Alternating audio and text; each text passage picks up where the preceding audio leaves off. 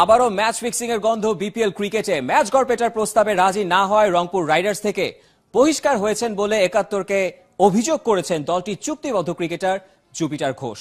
শুধু অভিযোগই না, ওর কাছে প্রমাণও আছে নাকি যথেষ্ট। ম্যানেজার সারওয়ার হোসেনের দাবি দলের শৃঙ্খলা ভঙ্গ করেছিল জুপিটার। তবে রহস্য দানা বেঁধেছে একটা ফোন আলাপ নিয়ে।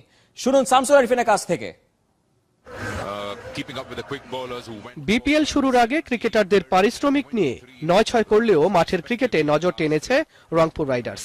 মাথা উঁচু করে আছে চ্যাম্পিয়ন রেসে। তবে ওসব ছাপিয়ে দলটির বিরুদ্ধে উঠে আসছে ম্যাচ ফিক্সিং এর গন্ধ। সন্দেহ দানা বেঁধেছে শুক্রবারের ম্যাচে রংপুরের দুই ওপেনারের সম্ভুক গতির ব্যাটিংয়ে। ৭১-এর হাতে এসেছে ১ মিনিট ৬ সেকেন্ডের একটি ফোন আলাপ। সন্দেহ করা হচ্ছে ভারতের কোনো এক বুকির সাথে কথা বলছেন রাইডার্সের কোনো এক কর্মকর্তা।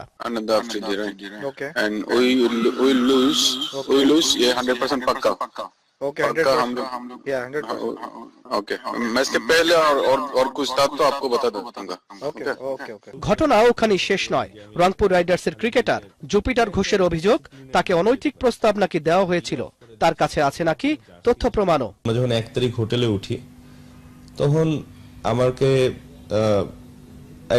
আমাদের দলের যে ম্যানেজার উনি আমাকে একটা প্রস্তাব দিয়েছিলেন যে আমি কিছু অনৈতিক কাজ করতে পারবো কিনা, বাট সেটাতে আমি রাজি হইনি। রাইডার্স ম্যানেজার সানোয়ার হোসেন টেলিফোনে জানিয়েছেন দলের শৃঙ্খলা ভঙ্গের জন্যই জুপিটারকে বহিষ্কার করা হয়েছে।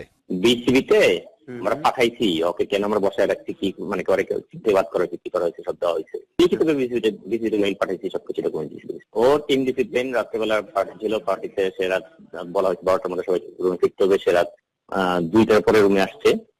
এবং ওই পার্টিতেও সে ইনডিসিপ্লিন ছিল।